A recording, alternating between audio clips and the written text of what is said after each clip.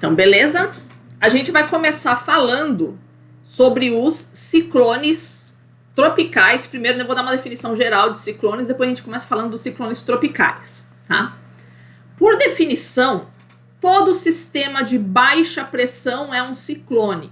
Nós tínhamos visto, quando a gente estava falando na aula de pressão, qual era a definição, né, ou sinônimos, melhor dizendo, de ciclones e anticiclones. A gente tinha como, né, o anticiclone como um sinônimo de alta pressão e um ciclone como um sinônimo de baixa pressão, tá?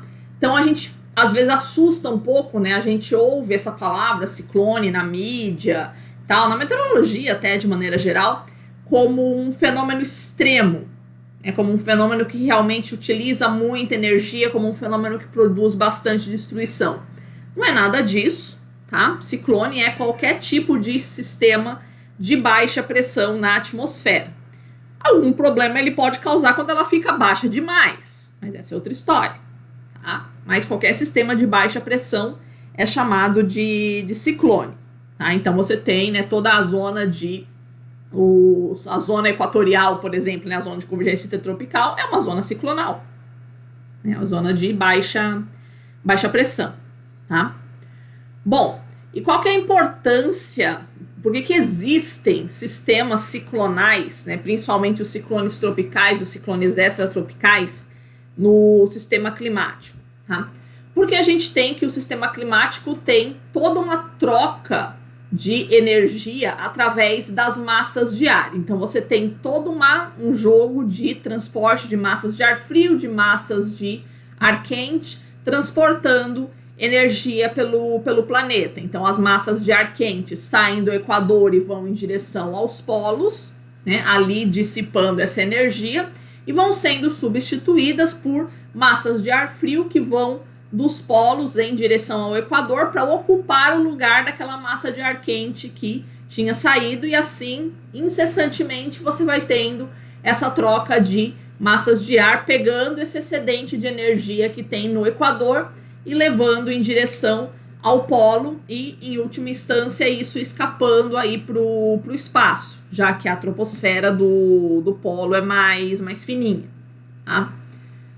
Só que esse não é um sistema tão eficiente assim de transporte de energia, tá? Como a gente já viu em outras ocasiões, né, transporte por energia térmica não é tão eficiente, tá? É muito mais eficiente você fazer transporte de energia por movimento do que por energia térmica.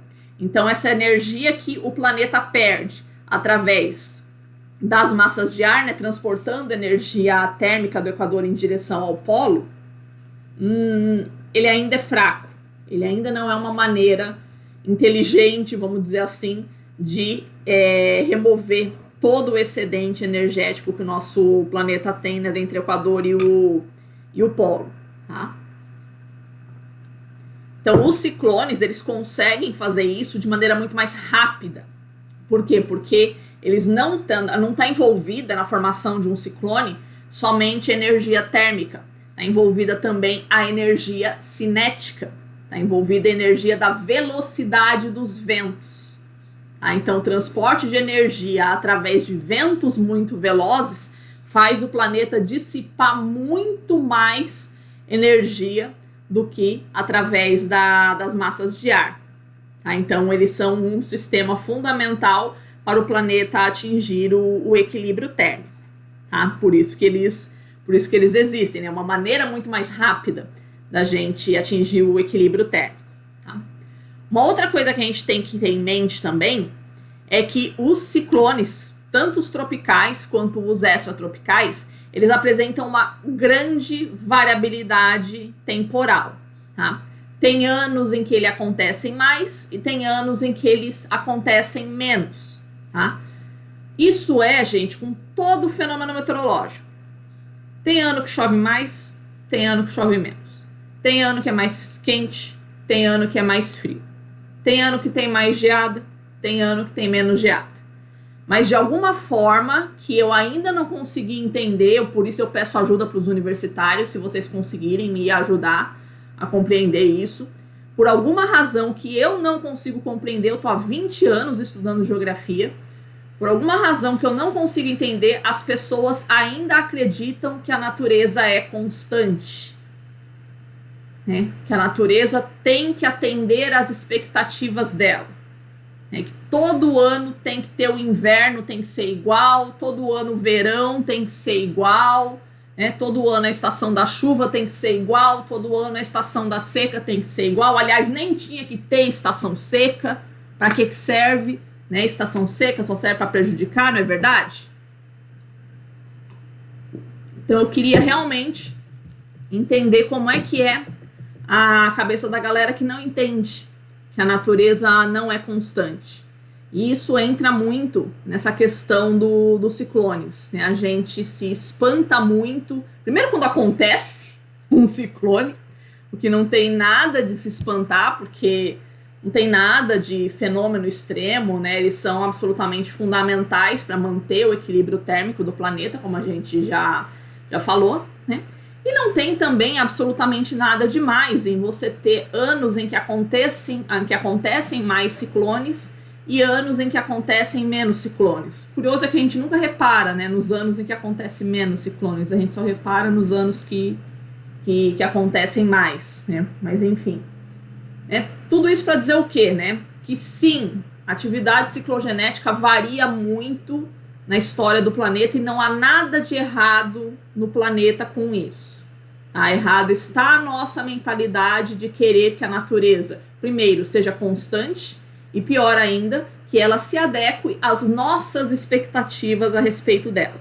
Tá? A natureza não está nem aí para o que nós pensamos a respeito dela. Ela faz o que ela quiser. Tá?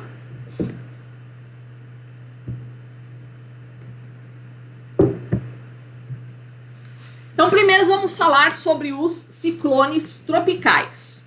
Os ciclones tropicais, eles vão receber nomes diferenciados de acordo com o oceano onde eles acontecem. Tá? Eles são chamados de furacões, quando eles acontecem no Oceano Atlântico, e também quando acontecem no Pacífico Leste, ou seja, aquela região do Pacífico que tem a capacidade de atingir o continente americano, basicamente os Estados Unidos, tá? Então, grosso modo, furacão é aquilo que pode atingir os Estados Unidos, né? A gente inclui o Atlântico Sul aí também, tá? Mas, né, dá pra gente gravar mais ou menos assim. Então, os furacões é o que acontece no Atlântico e no Pacífico Leste. Quando acontece no restante do Oceano Pacífico, ou seja, Japão, China, né, miolão ali do Pacífico, eles são chamados de tufões e são chamados simplesmente de ciclones quando eles acontecem no Oceano Índico. Tá? É o mesmo fenômeno, a mesma coisa, todos têm as mesmas características, a mesma história de formação, só muda o nome em função da bacia oceânica em que eles estão inseridos. Tá? Quais são as condições necessárias para a formação de um ciclone tropical? Vou elencar aqui algumas condições. Gente, existem umas 40, assim, condições necessárias à formação de um furacão. E todas elas têm que acontecer ao mesmo tempo. Isso é importante da gente reter.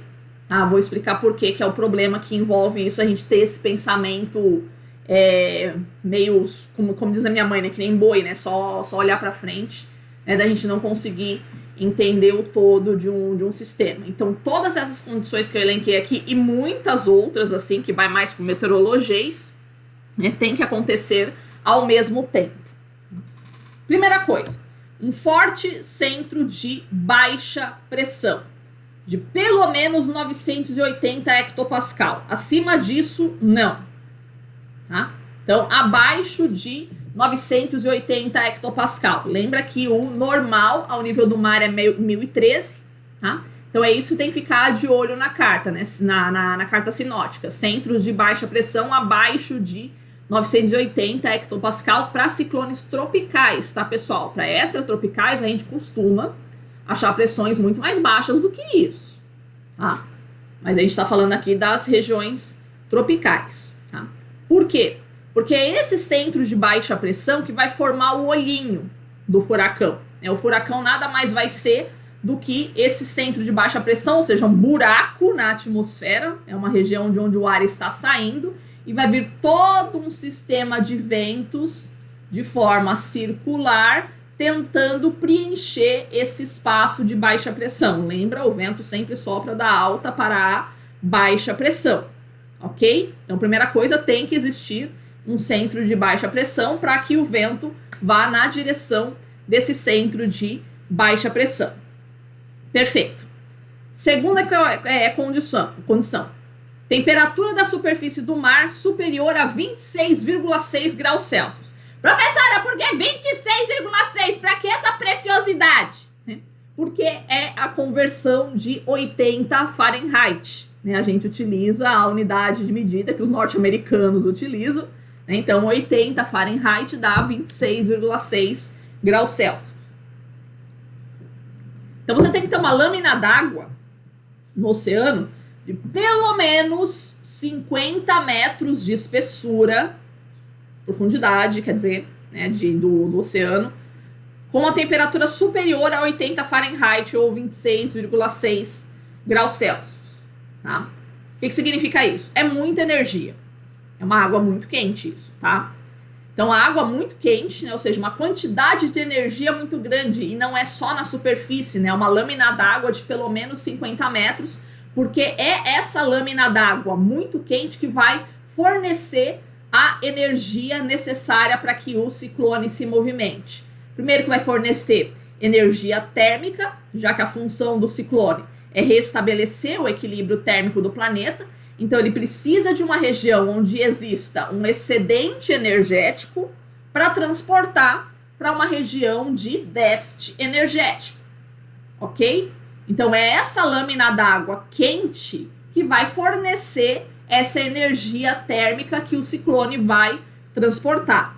Também vai fornecer essa energia térmica, ela vai se converter em energia cinética, que é o que vai fazer a movimentação dos ventos. E é esta água quente também que vai fazer a evaporação da água, já que um ciclone tropical é um conjunto de nuvens cumulonimbus, né, um monte de cumulonimbus, todas agrupadas, rodando ali em torno do centro de baixa pressão. Então, eu preciso ter água evaporando. Para ter água evaporando, eu preciso ter água quente, né? Então, eu preciso de uma grande quantidade de água aquecida para produzir todos esses cumulonimbus, tá? Então, essa lâmina d'água, ela vai me produzir a energia térmica, que vai ser transportada pelo sistema, a energia cinética, que vai produzir os ventos do sistema, e os movimentos convectivos e a evaporação da água necessária para a produção das nuvens, né? Ela vai deixar a atmosfera instável, percebe? Né? Então, uma água muito quente vai deixar a atmosfera muito instável, vai fazer com que o ar quente suba. Tá? Terceira condição, quantidade suficiente de vapor d'água na média troposfera, coisa acima de 6 quilômetros, mais ou menos, de altitude. Tá? Então, não tenho que ter água somente na superfície, né, no nível do mar. Eu tenho que já ter tido previamente, né, a média troposfera ficando mais carregada de água, ou seja, eu tenho que estar mandando água lá para cima já há um bom tempo. Por aí você já consegue tentar entender qual que é a época que isso costuma acontecer, né? Se eu tenho que estar mandando água lá para cima já há um bom tempo. Então, verão, né? Grosso modo, é o verão, mais especificamente o final do verão, porque significa que eu já estou mandando água lá para cima há um bom tempo. Então, mais especificamente, aí final do verão é a época preferencial para ocorrência dos ciclones. Tá? Porque lembram, o cumulonimbus é uma nuvem de desenvolvimento vertical, né? Ela atinge o topo da troposfera, que vai, em média, 12 quilômetros, chegando a 18 na região tropical. Então, tem que ter já bastante água ali na média troposfera. Instabilidade atmosférica. Eu não posso ter situação de inversão térmica. Lembra o que era a inversão térmica? É eu estar com o ar frio embaixo e o ar quente em cima. Não. A atmosfera tem que estar toda, a troposfera no caso, tem que estar toda com um perfil de instabilidade, ou seja, a temperatura tem que ser decrescente com a altitude. Então não posso observar a situação de inversão, nem na superfície, nem em altitude. Toda a atmosfera com um perfil de temperatura decrescente. Aqui embaixo está quente e lá em cima está ficando frio. Por quê? Porque é isso que faz o ciclone. Retirar a energia daqui de baixo, mandar para onde está lá para cima. Se lá em cima estiver quente, ele não vai ocorrer. Percebe? Fraco cisalhamento vertical do vento. A gente utiliza muito mais, né, para em vez de falar cisalhamento vertical do vento, né, todo esse palavrão, a gente usa o termo wind shear em inglês. Tá? O que é o cisalhamento vertical do vento? É mais ou menos, se você já andou de avião, você já deve ter percebido que os ventos em altitude, eles não têm o mesmo sentido que eles têm aqui em superfície. Você pode estar numa situação de total calmaria, aqui embaixo, e lá em cima, meu, o bicho tá pegando, aquela turbulência FDP, assim, tá? Então, se você tiver muita turbulência lá em cima, ou seja, os ventos muito desorganizados, né? Um vai para cima, outro vai para baixo, outro vai para a esquerda, outro vai para a direita. É isso que nós chamamos de wind shear, essa desorganização dos ventos em altitude. Isso não pode acontecer para a formação de um ciclone, né? Para a formação de um ciclone, tem que estar, grosso modo, todos os ventos indo no mesmo sentido. E aí entra não só uma questão térmica, mas também uma questão de dinâmica da atmosfera, tá? Então, eles têm que estar com uma velocidade ali de lá em cima de no máximo 35 km por hora. Ou seja, uma relativa calmaria. Os ventos têm que estar organizados lá em cima, tá? Por quê? Porque se eles estiverem desorganizados, eles vão cortar a formação dos cumulonimbus. E aí não ocorre a formação do furacão, tá? E, por último aqui que eu vou elencar, um forte gradiente térmico entre as regiões de origem e de destino.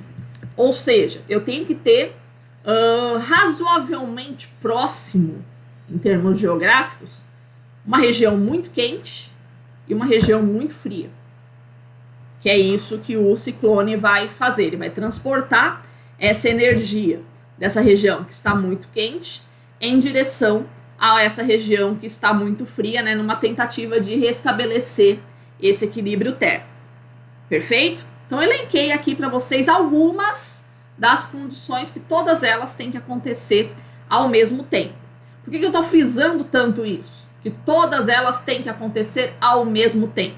Porque tem muita gente que gosta de apregoar que quando acontecer o aquecimento global, a atividade dos furacões ela vai ser mais intensa, né? Com um planeta mais quente, eu vou ter mais furacões, mais tufões, mais tornados e por aí vai. E se utiliza também bastante. Este ano teve mais furacões, isso é um sintoma do aquecimento do planeta.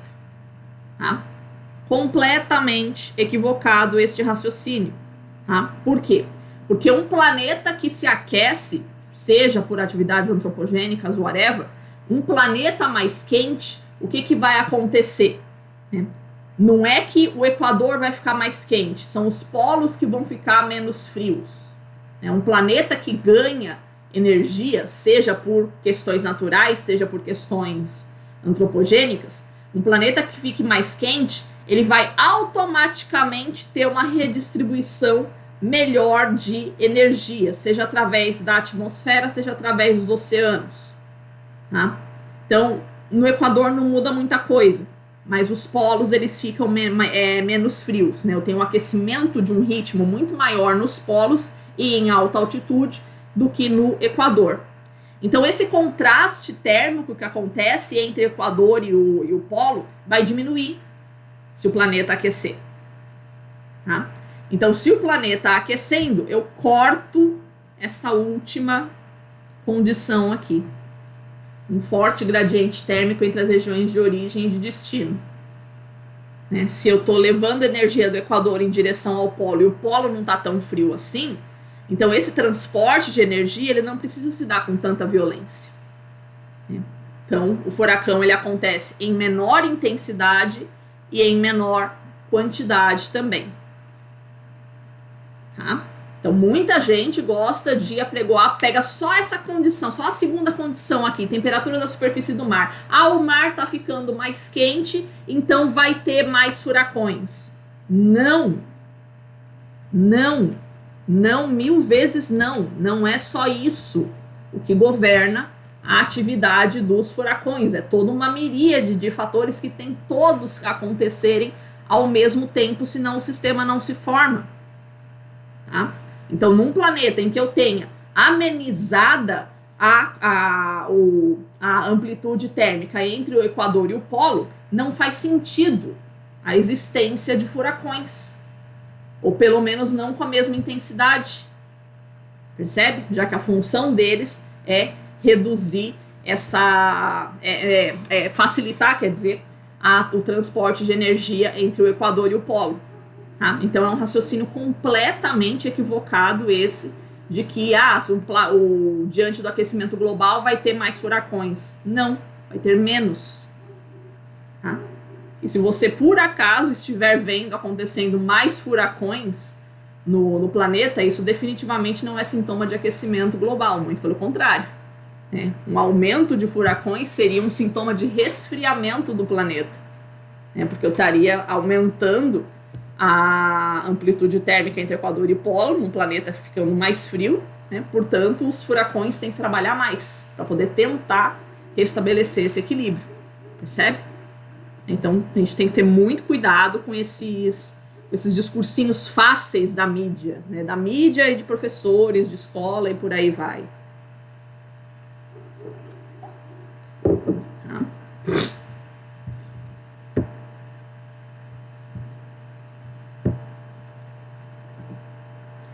Os estágios que eles recebem, né, o nome que essas tempestades vão receber, depende da velocidade que vai atingir os ventos. Aqui a gente está falando de velocidade sustentada, tá, pessoal? Não rajada. Lembra o que era a velocidade sustentada? Para o sistema norte-americano, é a velocidade média que o vento atinge durante 1 minuto. No restante do mundo, é a velocidade média durante 10 minutos, tá?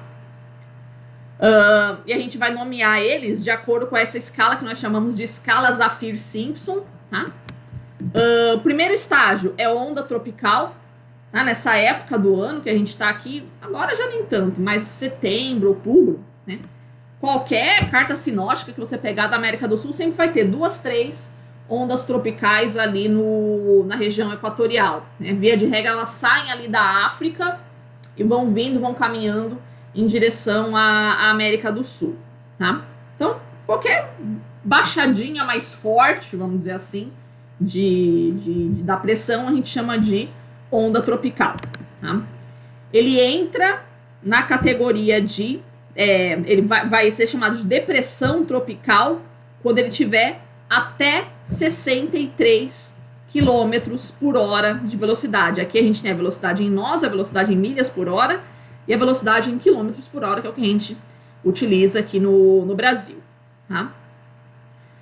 Ele ingressa na categoria de tempestade tropical quando ele chega nessa marca de 63 quilômetros por hora de velocidade sustentada.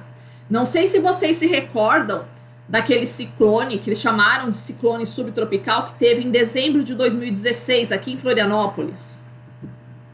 Lembram desse ciclone? Deu de madrugada, assim, cara, muito assustador. Foi o aniversário da minha filha, até hoje ela tem trauma. Jesus, Maria José, meu Deus do céu, justo no aniversário da criança. Ela cantava assim, ó, na janela, ela dizia, mãe, tem um monstro lá fora. Ela tinha 7 anos. Meu Deus do céu. Mas surreal. E com muita sorte, eu nunca durmo na casa da minha mãe. Gente, inesquecível. Aquele ciclone foi inesquecível.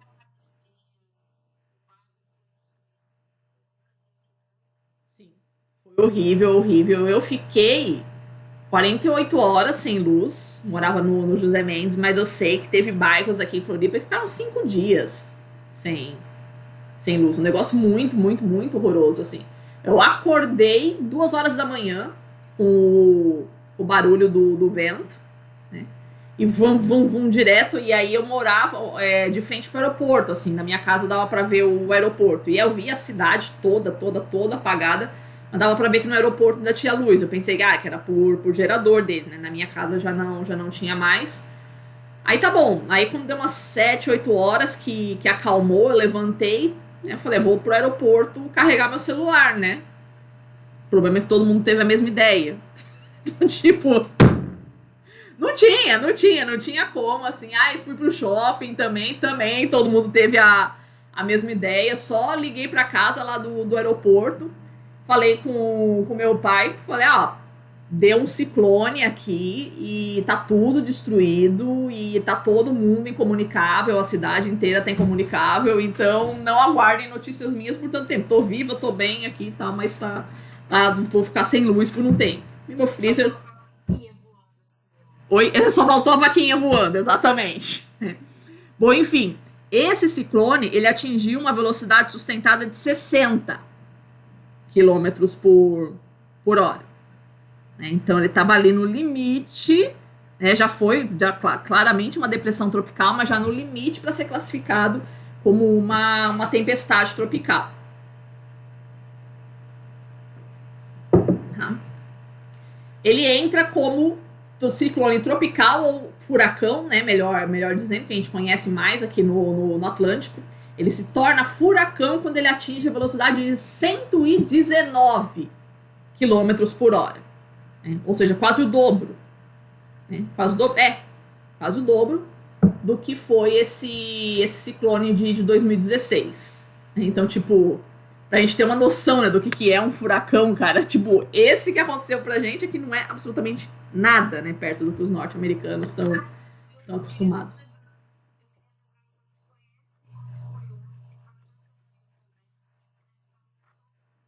Esse não. Esse que eu tô falando foi em 2016. Esse daí de Camboriú foi o ciclone bomba. Acho que ele é mais recente. Eu não lembro qual foi o ano que ele aconteceu. Mas ele é mais recente. Foi em julho. Isso, esse ciclone bomba foi em julho. Eu lembro. Eu também fiquei sem luz nesse dia. E foi todo o litoral de Santa Catarina aqui que ele pegou. Sim, sim, sim. Foi o ciclone bomba. Esse foi outra coisa, né? Mas esse de 2016, na verdade, ele foi mais forte porque durou muitas horas, né? Foi a madrugada inteira. Esse ciclone bomba foi tipo, acho que, cara, não deu meia hora. Esse ciclone bomba do ano passado não deu meia hora, assim, cara. De uma vez. Então, ciclone tropical categoria um a partir de 119 quilômetros por hora. Categoria 2 a partir de 154 quilômetros por hora. Categoria 3 a partir de 178 quilômetros por hora. Categoria 4 a partir de 211 quilômetros por hora. E categoria 5 acima de 250 quilômetros por hora. Lembrando, isso não é rajada, isso é velocidade sustentada, né? A média de 1 minuto. Tá? No hemisfério norte, eles giram no sentido anti-horário. Vocês se recordam, né? Ciclones no hemisfério norte giram no sentido anti-horário. E no hemisfério sul, eles giram no sentido horário. Tá? O raio típico de um ciclone tropical, por raio você entenda desde o olhinho aqui, eu apontando o olhinho com o dedo, olha que lindo, achando que vocês estão vendo. O olhinho aqui, ó, tá? Até essa periferia dele aqui, mais ou menos. Tá? Isso é o que nós chamamos de raio do ciclone. Típicos valores vai de 100 a 1000 quilômetros de raio. 1000 quilômetros é a distância de São Paulo para Porto Alegre. Tá? De raio. Isso. Pode.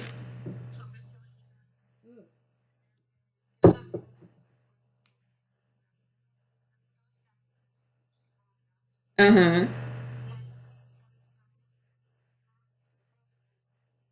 Uhum.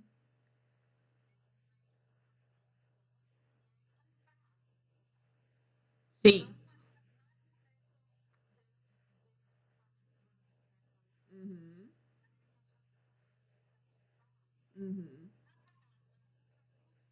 Sim. Uhum. Isso que você está descrevendo é muito mais o tornado, que é a dificuldade que a gente tem que medir de medir, porque o olho do furacão, em escala, ele tem algumas dezenas de quilômetros. Né? Então ele pega uma cidade, duas cidades inteiras, né, na hora que ele tá passando. Então não é difícil, não é tão difícil assim de você acessar o olho de um furacão. De um tornado, sim, porque ele tem uma dimensão menor. Mas de um furacão, não. Né? Realmente, as condições de tempo, quando você está no olho do furacão, elas são mais suavizadas. Né? Então, se você está num furacão, vai, de categoria 3, ali no olho, os ventos vão estar 40, 50, até 60 quilômetros por hora. O que, comparando com o restante do furacão, é uma calmaria, né? Mas é mais tranquilo. Né? Realmente, o olho do furacão é mais tranquilo. Tornado também, mesma coisa. Né? O olho, especificamente, é mais tranquilo. Tá? O que varia é o tamanho deles. O olho de um tornado é do tamanho de uma rua. Né? É bem pequeno. Mas o olho de furacão tem várias dezenas de quilômetros. Tá?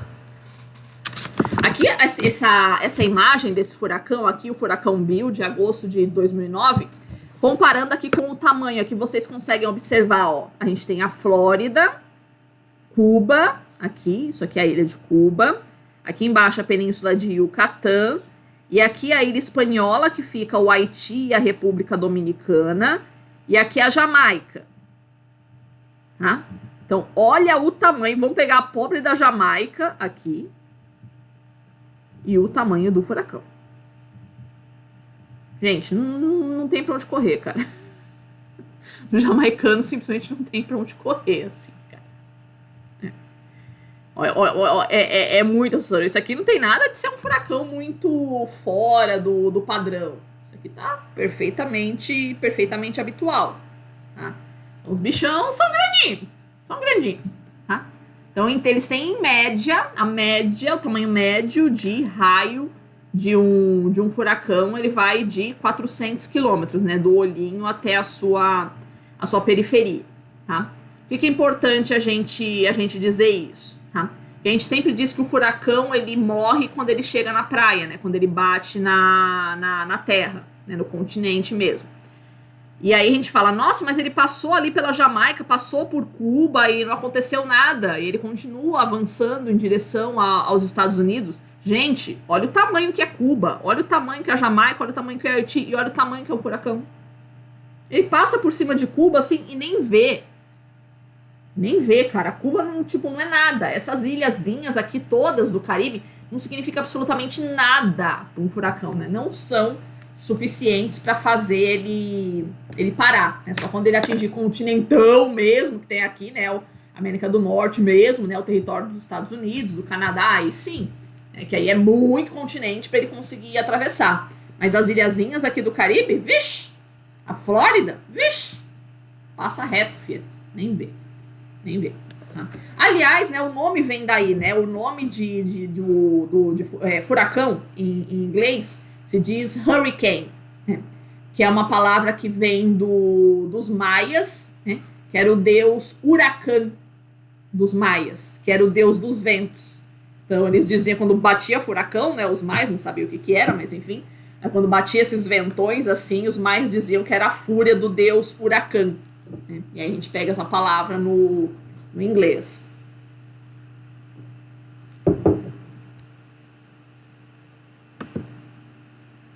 Certo? Qual que é a trajetória que a gente observa de um furacão? Geralmente, eles vão partir aqui, deixa eu mostrar aqui no mapa. Eles partem do litoral africano. Vindo aqui, ó. Começa aqui, vocês podem reparar em algumas cartas sinóticas, se vocês forem pegar, tá meio nublado aqui, peraí.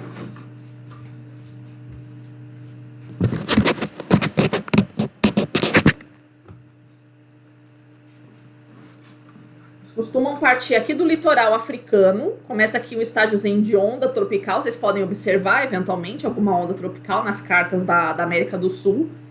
Começa aqui uma baixa pressão aqui, vai atravessando toda essa região, né, é do Equador, do Atlântico, e aí ele vai ganhando força, atravessando aqui pelas Guianas, Venezuela, aqui já pode, aqui já dá para formar, já tá em furacão, já vi furacão categoria 5 aqui, chamava Matthew, se eu não me engano. Categoria 5 aqui, já na Venezuela, já. Ele vai fazendo essa trajetória aqui, do Saara, chegando aqui ao Golfo do México. Tá? O Golfo do México é a maior região ciclogenética do planeta.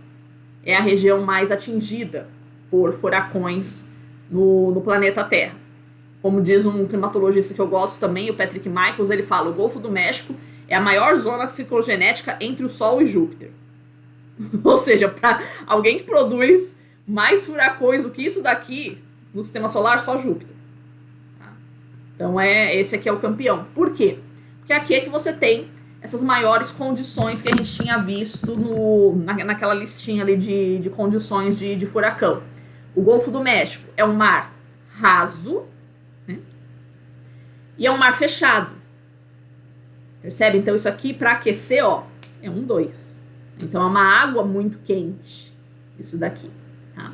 E além de ser uma água muito quente, lembra? Forte gradiente de temperatura entre as regiões de origem e destino.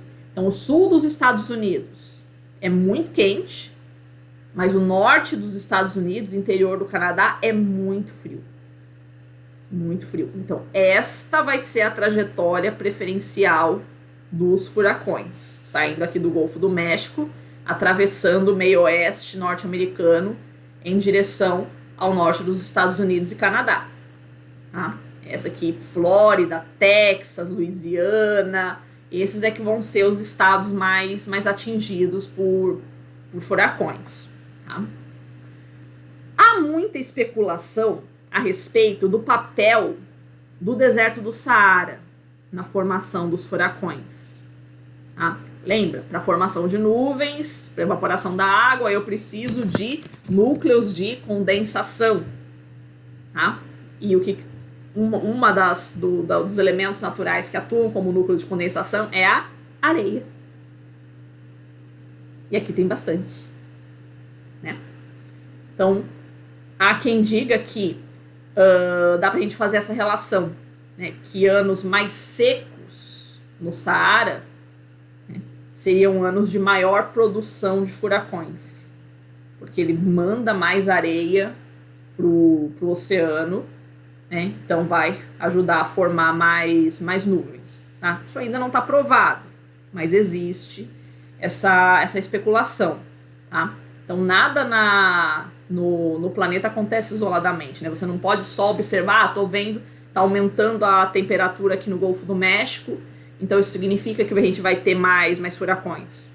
Não é só o Golfo do México que governa a atividade dos furacões, né? Talvez a gente tenha que olhar o que acontece no deserto do Saara, ali do lado, bem do lado ali, né? Pertinho, pra gente entender qual vai ser a previsão de furacões para esse ano. Tá?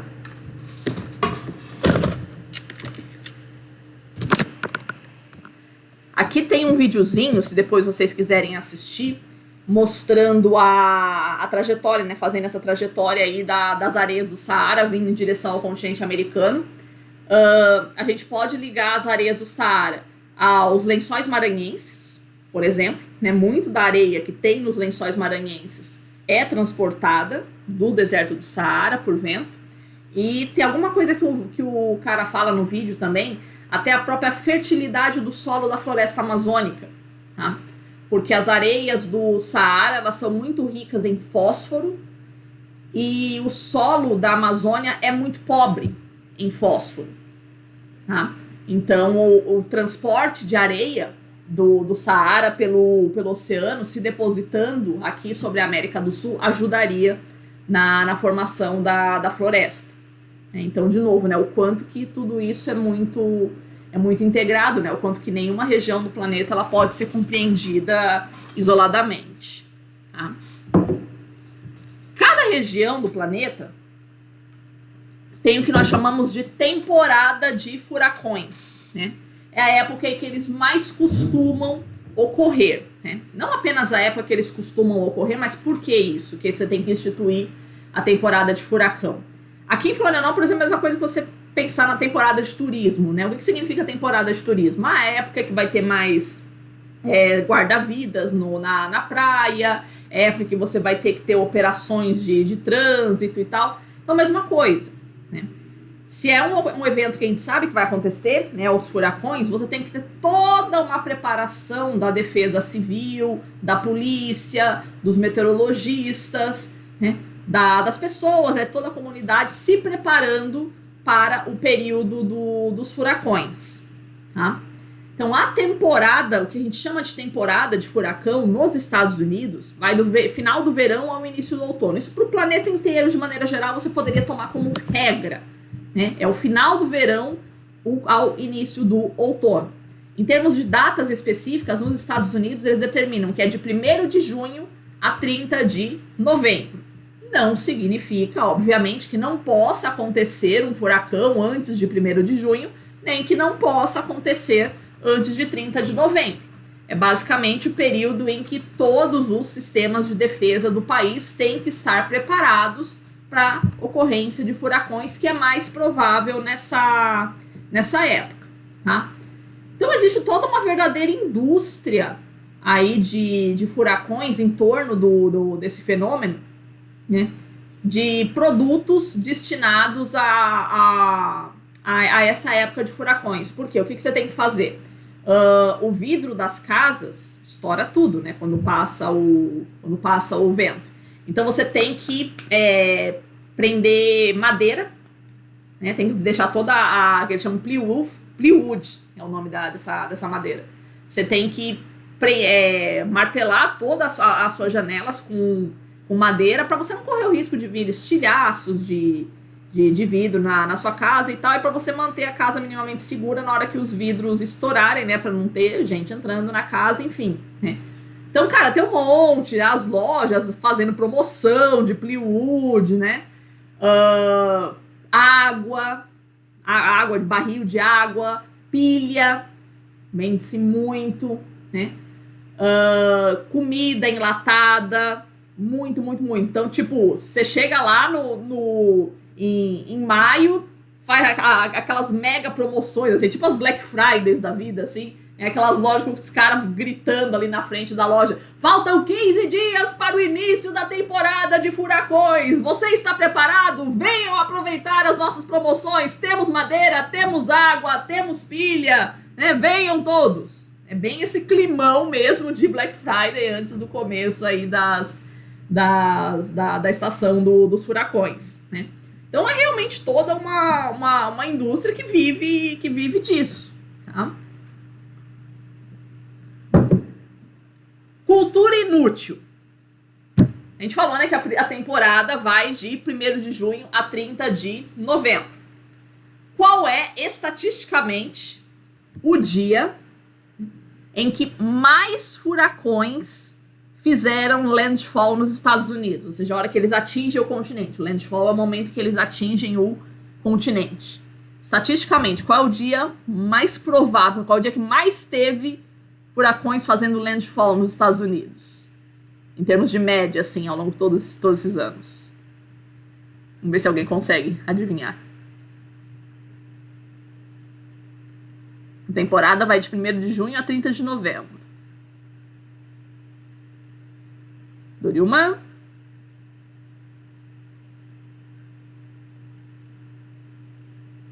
Dou-lhe duas.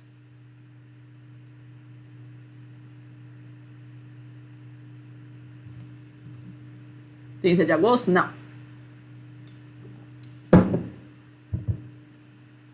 Dou-lhe duas. 1º de junho? Não. Dou-lhe 3. 11 de setembro. 11 de setembro é o dia em que, estatisticamente, a maior probabilidade de um furacão fazer landfall nos Estados Unidos. O Bin Laden não escolheu essa data à toa, com certeza. Já é um dia, assim, que os norte-americanos ficam apavorados. O que faz sentido. Faz sentido porque é exatamente o meio da estação. Setembro é o mês mais perigoso. Setembro é o mês que acontecem mais furacões. Então lá pelo dia 11, mais ou menos metade do mês, realmente vai ser o auge da estação. Tá? Então eles fazem o landfall, eles começam a morrer ao atingirem o continente, como a gente já tinha visto, essas regiõezinhas aqui, as ilhazinhas do Caribe, a península da Flórida, a península do Yucatán, costumam ser sumariamente ignoradas pelos furacões, porque são extensões de terra muito pequenas. Então é só quando o furacão realmente atinge o continentão mesmo, é que ele vai perdendo força. Tá? Por quê? Porque ele precisa de água para continuar se alimentando. A energia dele é retirada da onde? Da água aquecida.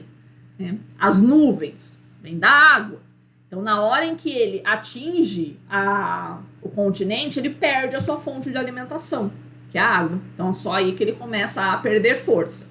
Ou, se ele não atingir o continente, quando ele começar a atingir águas mais frias. É comum que eles façam isso, Ele passa por aqui assim, aí não atinge o continente e vai indo em direção aqui à Escócia, As Ilhas Britânicas, de maneira geral, acontece das Ilhas Britânicas eventualmente serem atingidas por furacão. É raro, mas acontece muito.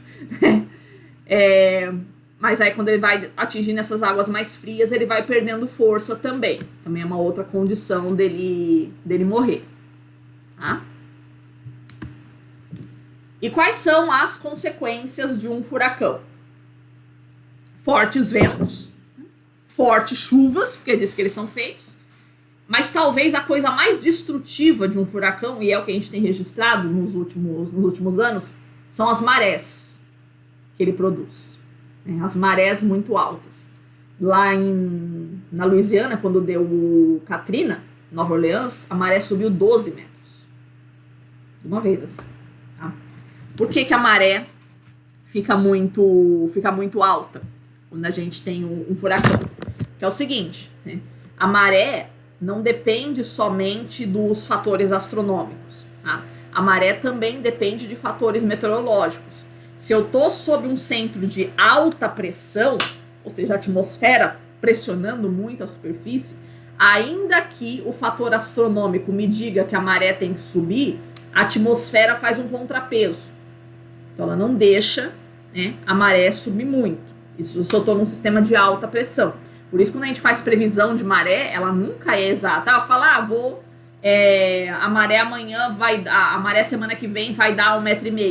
Eu não tenho como saber se vai dar 1,5 metro ou se vai dar 1,6, 1,7, 1,2. Ela pode variar em função da pressão atmosférica. Então, se eu estou num centro de alta pressão, ele não vai deixar a maré subir. Ao contrário. Se eu estou num centro de baixa pressão, atmosfera toda molengona, a maré, consegue atingir todo o seu potencial. Tá? Então ela facilita, o furacão, como é um centro de baixa pressão, ele facilita a maré a subir. Tá? Então isso é o que costuma ser mais destrutivo aí para quando acontece um furacão.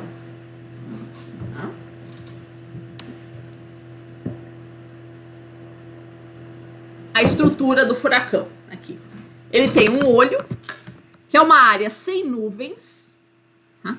E com ventos comparativamente mais fracos em relação a todo o restante dele. Tá? Temos a parede do olho, que aqui o bicho pega.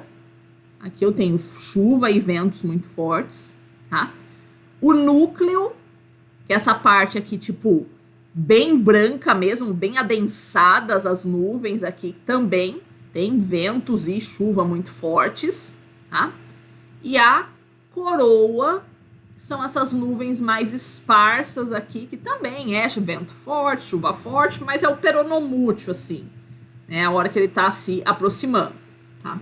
Então, cuidado quando a gente diz que minha vida tá muito turbulenta, tem muita coisa acontecendo, eu tô bem no olho do furacão, a gente costuma dizer isso, evitem usar essa expressão porque ela tá errada. O olho do furacão é tranquilo, comparativamente com o restante dele, né? Então, quando você quiser dizer que a sua vida tá muito atribulada, diga que você está na parede do olho do furacão. Aí sim. Aí a tua vida tá louca mesmo. Aí sim é que o bicho tá pegando. Tá?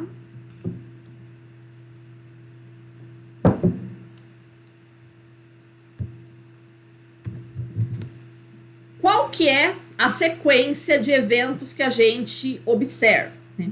Sempre tem um lado do furacão que é o dito o lado mais forte e o lado mais fraco. Como é que eu sei qual é o lado mais forte, qual é o lado mais fraco do furacão? Aqui nessa imagem que a meteorologista tá mostrando. Olha para onde ele está se dirigindo. Se ele está indo para a esquerda, se ele está indo para a direita, né? Você tem que ir fazendo esse monitoramento de qual é a trajetória dele. A região mais forte, que vai ter os maiores impactos dele, é o quadrante superior aqui na direção da tempestade. Então, aqui no caso, ela está mostrando aqui que a tempestade está indo, ó, para nordeste. Isso é. A tempestade está se dirigindo em direção a nordeste. Então, é esse quadrante aqui, nordeste, que vai ter os piores impactos, ou seja, o vento mais forte e a chuva mais forte. Por quê? Porque você tem não só a componente de movimento dele, né, o giro dele, então você tem esse vetor aqui, vamos dizer assim, né, do giro dele, somado com o vetor do deslocamento horizontal dele. Então é como se você unisse duas forças aqui, mais ou menos, tá? Então é sempre o quadrante que está na direção para onde o furacão está se deslocando, ok? Se você tá num furacão, você tá atravessando aqui, o furacão vai atravessar a sua região, o que ele vai fazer? Vai passar aqui, você vai passar por um lado dele, depois você vai passar pelo olho, na verdade é ele que tá passando sobre você, né? Ele vai passar de um lado, depois vai passar o olho, depois vai passar o outro lado, tá?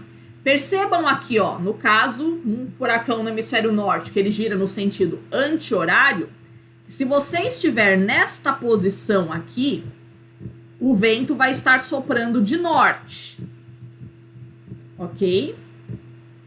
Aí depois ele vai avançando na sua direção, você vai passar pelo olho, e aí quando você estiver desse outro lado do furacão, o vento vai estar soprando de sul. Tá? Então, primeiro o vento sopra de norte e depois ele sopra de sul, ou ao contrário. Ele primeiro sopra de leste, depois ele sopra de oeste. Depende muito, né, de qual vai ser o sentido de deslocamento do furacão. Mas a ideia é, primeiro você passa por um vento que está num sentido, depois o olho, depois um vento no sentido oposto. E aí é que mora o perigo. Aí é que mora o perigo, por quê? Principalmente pra gente que não conhece, né, a atividade do furacão. Então tá vindo aquele vento, começa o vento, pá, começa aquela ventania e tal, aí as árvores, os postes, fica tudo dobrando e tal, enverga, mas não quebra, né, a mulher bambu, né, enverga, mas não quebra, vai envergando, beleza, aí passa o olho, aí você fala, ufa, acabou. Não acabou. Tá só começando. Por quê? Porque depois que passar pelo olho, os ventos vão começar a soprar no sentido oposto. E aí tudo aquilo que envergou de um lado e, tipo, foi começando a quebrar, que sabe como quando você vai rachar uma árvore assim no machado? Você racha ela de um lado, mas ela vai quebrar pro lado oposto, né? Você vai rachando ela aqui, né? Vai machucando toda a árvore aqui. Vai machucando, vai arrebentando todas as fibras dela. Na hora que o vento virar de lado, puff! Aí é a hora que ela arrebenta. Aí é a hora que arrebenta os postes, a árvore e tudo. Então, a fase em que as coisas vão começar a cair mesmo, em que você tem realmente perigo das coisas caírem em cima de você, não é no primeiro lado, na hora que a tempestade chega, é na hora que ela tá indo embora. E aí vem muita gente inexperiente pensar, na hora que passou, chegou o olho assim, pronto, acabou a tempestade, já posso sair pra rua. Não. Pelo amor de Deus, né? O perigo tá só começando. Tá? Pega muita gente, né? Muito imigrante que não tem experiência, cara. Isso é muito comum. Dos caras, vou sair, agora já pode e tal.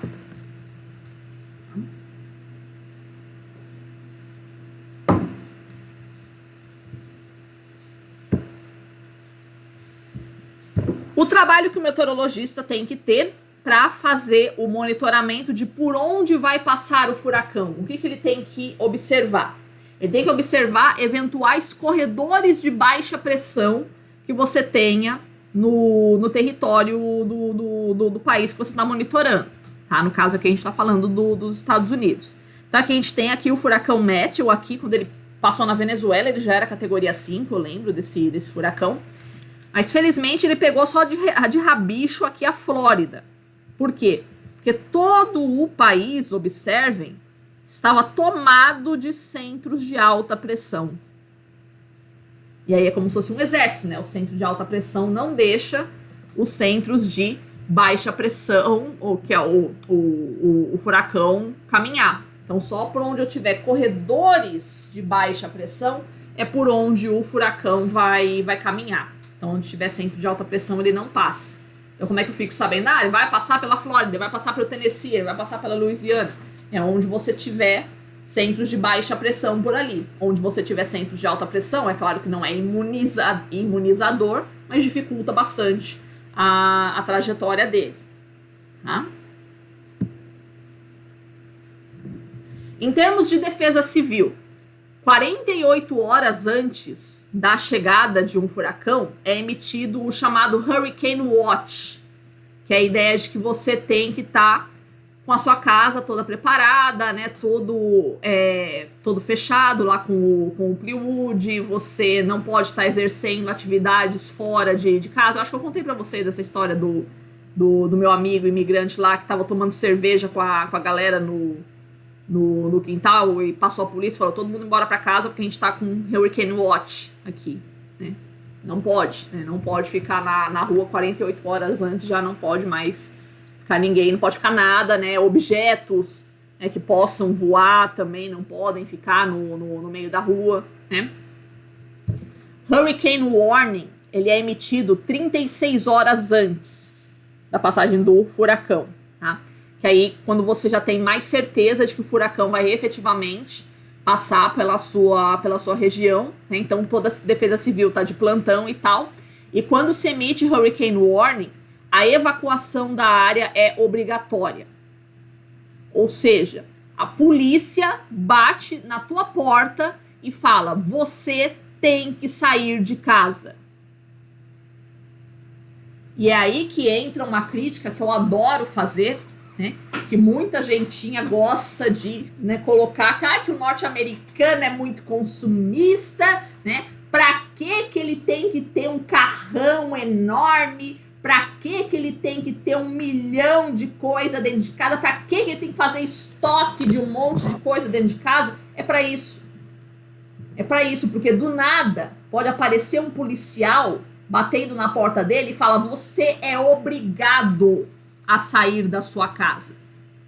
Então você tem que pegar toda a sua família, tudo que você puder salvar da sua casa, enfiar tudo dentro de um carro e rodar 800, 1.000, 1.200 quilômetros para longe da sua casa, sem data para voltar. E sem saber se quando você for voltar, a sua casa ainda vai estar de pé. Então é muito fácil a gente criticar o modo de vida consumista do norte-americano. É muito fácil a gente consumir. Mas eles têm uns carrão enorme que consomem muita gasolina, aumenta o efeito estufa. Pro inferno com o efeito estufa. É a tua vida que tá em jogo. É muito fácil a gente fazer essa crítica quando não somos nós que estamos vivendo esse tipo de situação. Professora, mas e a população pobre? Bom, acontece o que aconteceu em Nova Orleans, né? A população rica conseguiu sair da cidade. A população pobre não consegue. E aí perde a casa. Então a gente vê muito também, né, uma coisa que a gente nota no modo de vida do norte-americano mesmo, né? Ele tem esse objetivo. Quando ele começa. Mas quando começa aquele primeiro emprego dele, né? Quando ele começa a estudar, cara, a primeira coisa que ele quer comprar é um carro. E é um carro muito grande, não é qualquer carrinho assim pra poder levar a namorada pra passear, não é isso. Não é esse o objetivo do norte-americano. É comprar um carro grande, né, pra poder evacuar a área na hora que aparecer furacão. Eles têm que fazer isso. Isso faz parte do modo de vida deles. Isso faz parte de uma estratégia de sobrevivência deles. Então é muito fácil, nós que não vivemos esse tipo de situação, né, criticarmos esse estilo de vida. Tô aqui falando só de furacão. Não tô nem falando de nevascas e de terremotos, que também são outra coisa que eles também enfrentam, né? Então, às vezes, a gente não para pensar no quanto o Brasil é um país abençoado, sim. Né? A gente não tem todo esse tipo de tragédia natural que eles enfrentam muito cotidianamente. Então, vamos baixar a nossa bola um pouquinho, né, antes de criticar os outros, né, e olhar a vida que o outro leva.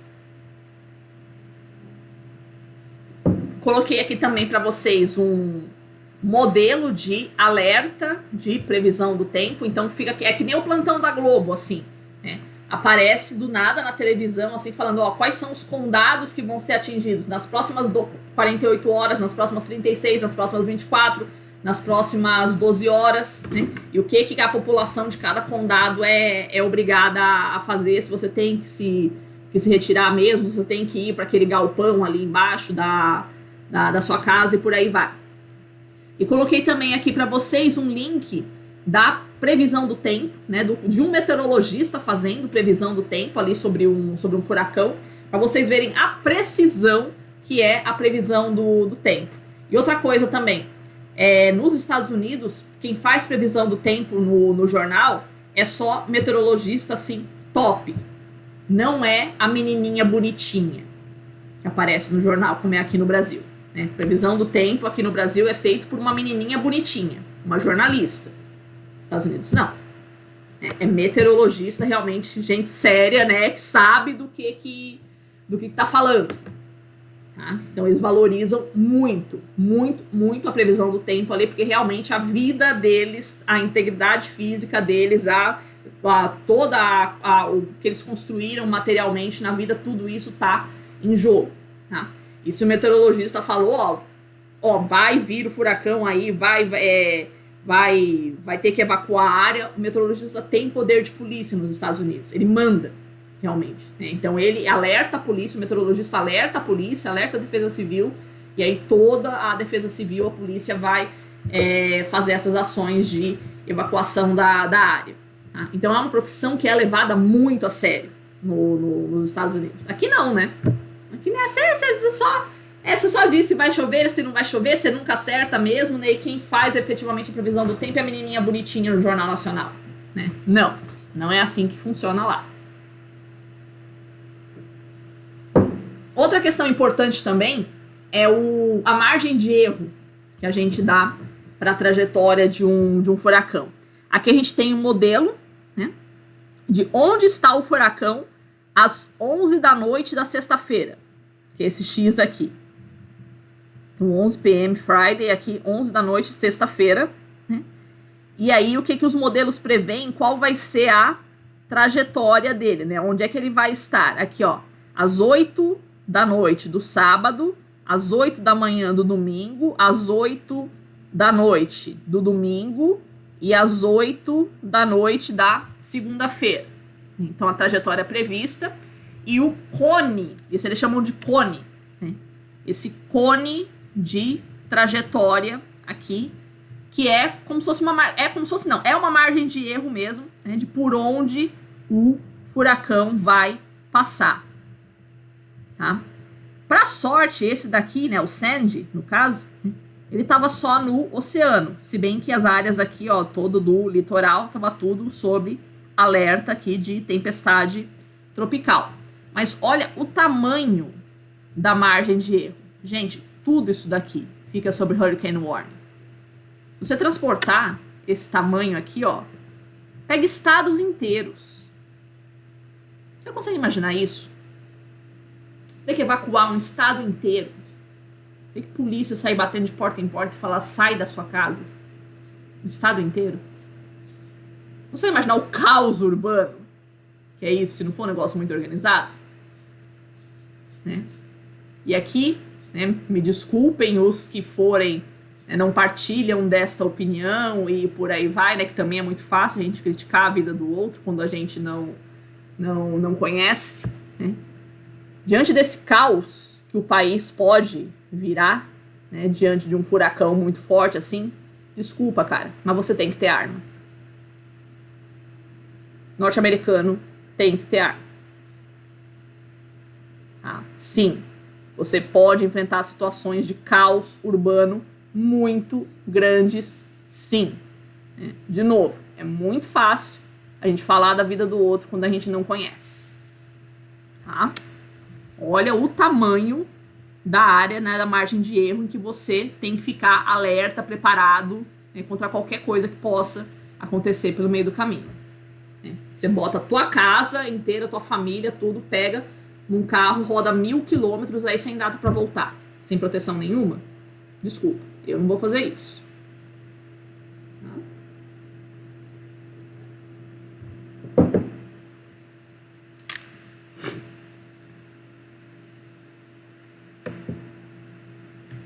A nomenclatura dos furacões, né? Como é que funciona?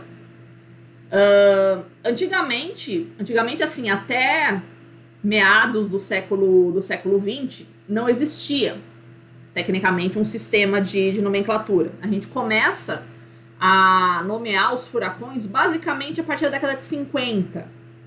Tá? E o monitoramento via satélite começa em 1970. Tá? De início, os furacões eram nomeados somente com nomes femininos, tá? Porque a imprevisibilidade deles era associada à imprevisibilidade do comportamento das mulheres. É óbvio que as feministas caíram matando de pau em cima disso e aí resolveram fazer uma mudança no sistema de nomenclatura.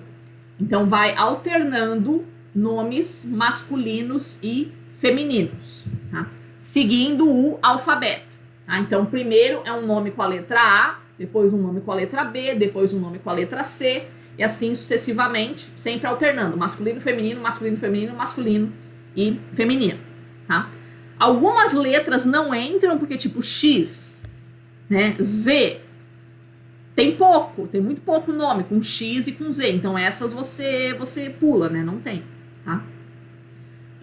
Se o primeiro nome de um ano foi um nome feminino, o primeiro furacão do ano seguinte vai ser um nome masculino. Então você não só tem uma alternância dentro do ano, mas você tem uma alternância também entre os anos. Então eu coloquei aqui a tabela, né, foi de 2007 a 2012. Então o primeiro furacão de 2007 foi Andréia, 2008 Arthur, 2009 Ana, 2010 Alex, 2011 Arlene, 2012 Alberto. Então você vai alternando masculino e feminino também dentro dos anos, tá?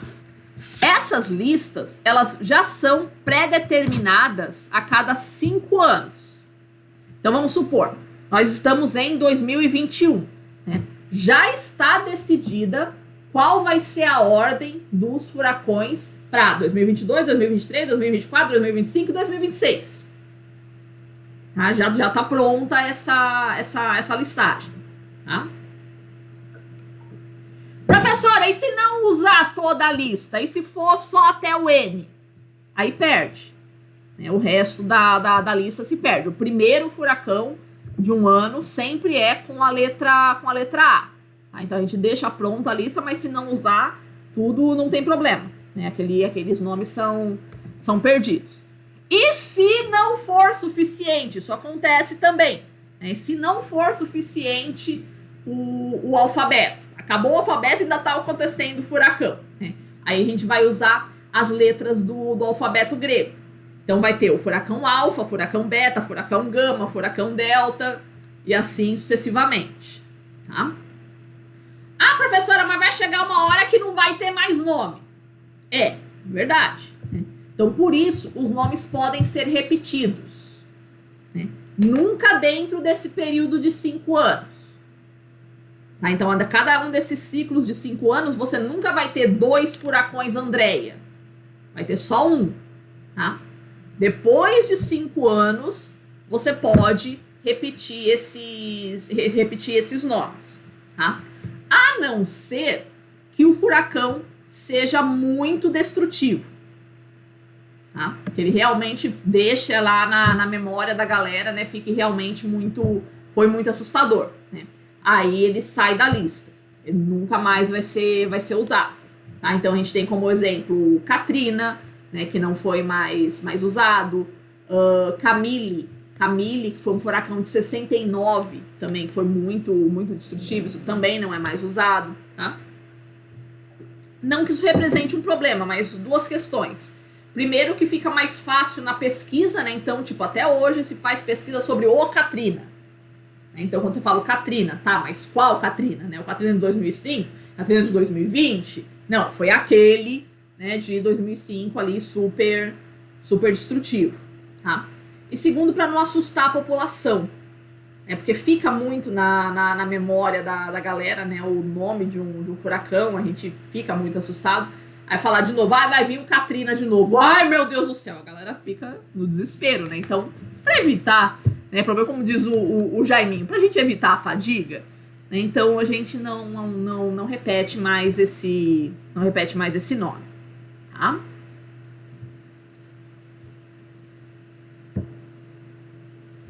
Vou colocar aqui para vocês um videozinho mostrando a temporada de 2005. Foi uma temporada memorável, realmente. Foi uma dessas ocasiões em que o alfabeto não foi o suficiente. Né?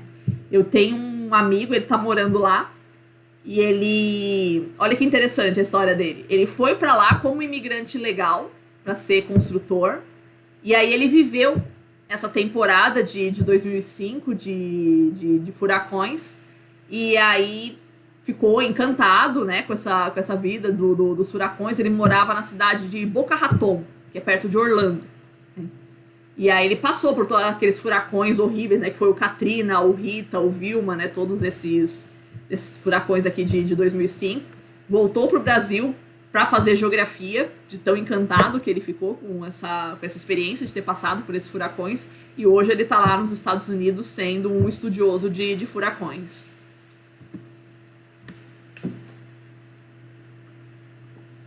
Vou colocar aqui para vocês, então, o vídeo mostrando essa temporada aqui. Deixa eu projetar aqui.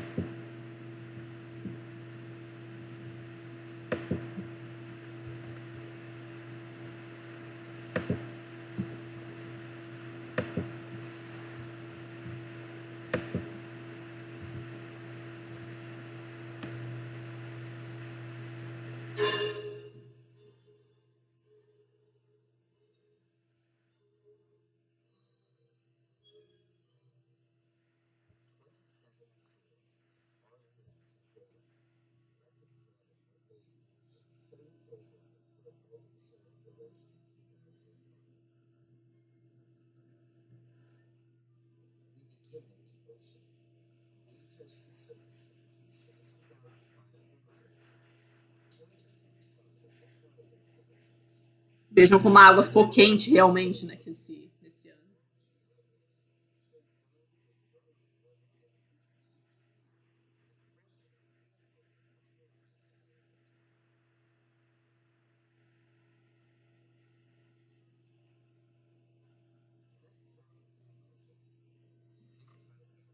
Primeiro de junho, né, que começa a temporada, dia 1º de junho. Arlene, primeiro aqui. Uou! Chegou nos Grandes Lagos ali.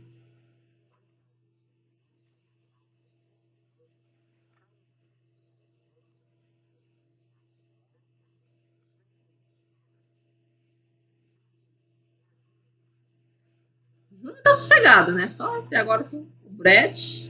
Rapidão. Tranquilo. Cindy. Denis, olha o tamanho disso. Emily, olha de onde veio a Emily, meu Deus do céu. Atravessando tudo ali.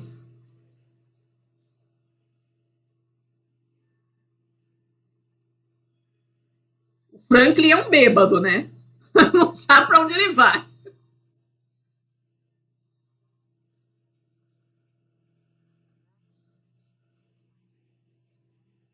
Harvey passou longe. Irene, olha do fim do inferno de onde ela veio, a Irene.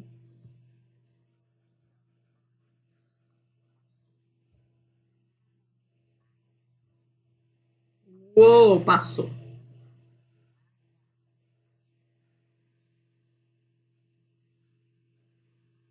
José, rapidinho. Katrina. Uhul! Ó, bateu em cheio ali. Li no meião do oceano, pegou nada. Maria. Ó, perceba, setembro acontece 3, 4 ao mesmo tempo. Olha isso. Ofélia, outra bêbada também.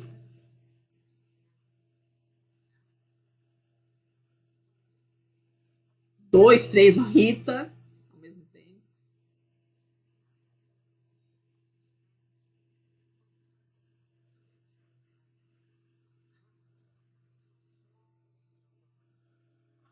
Stan, rapidinho.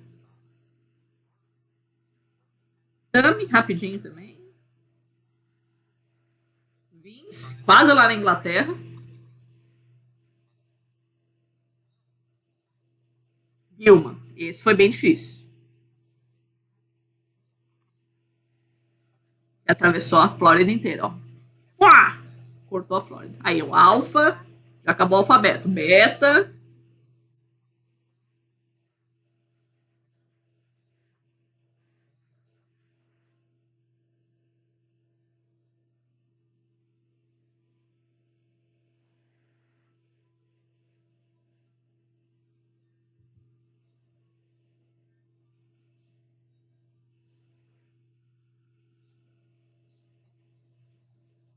Gama. Delta, no meião do Atlântico. Epsilon. Já estamos em dezembro, já acabou a temporada, mas ainda tá rolando furacão.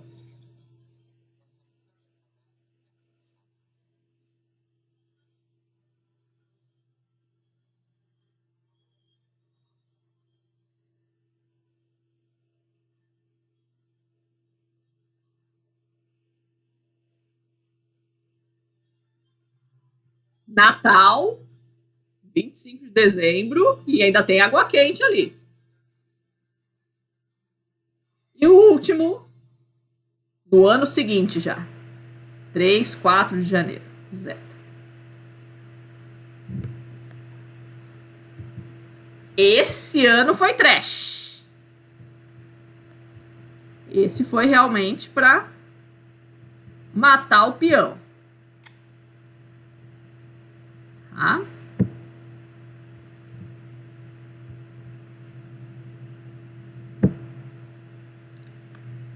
Temos também uma outra possibilidade bizarra para os furacões, que é o chamado efeito Fujiwara. Aqui vai ter videozinho também mostrando para vocês, né, como é que seria, né, ele se configurando esse efeito, que é quando tem 2 ou mais furacões acontecendo ao mesmo tempo e eles ficam girando um em torno do outro. Pensa num negócio bizarro, cara. Se vê um furacão já é um negócio bizarro. Pensa um girando em torno do outro, assim. Já vi por aí Fujiwara com 3 furacões. Eles ficam uns girando em torno do baricentro deles, né? O centro de gravidade. Fica muito girando em torno do outro. Mano, muito bizarro isso. Não é tão comum no Atlântico, tá? Mas é mais comum no Oceano Pacífico. Tá? Por isso que recebe esse nome em japonês, né? Porque é mais, né, comum ali de acontecer, né, de tufões perto do Japão. Mas isso é bizonho, cara. Isso é bizonho. Um furacão dando a volta no outro, assim, cara. Isso é bizonho. Tá? Conseguimos ficar por aqui hoje, crianças? Né, que depois eu já vou entrar em outro assunto. Tá? Pode ser? Aí a gente termina essa aula na quinta-feira, né? Tranquilo? Alguma questão por aqui hoje? Beleza pura? Então a gente começa na quinta-feira, então, falando sobre o Catarina, tá? Fechou, então, crianças? Boa semana para vocês. Obrigada pela presença e até a próxima.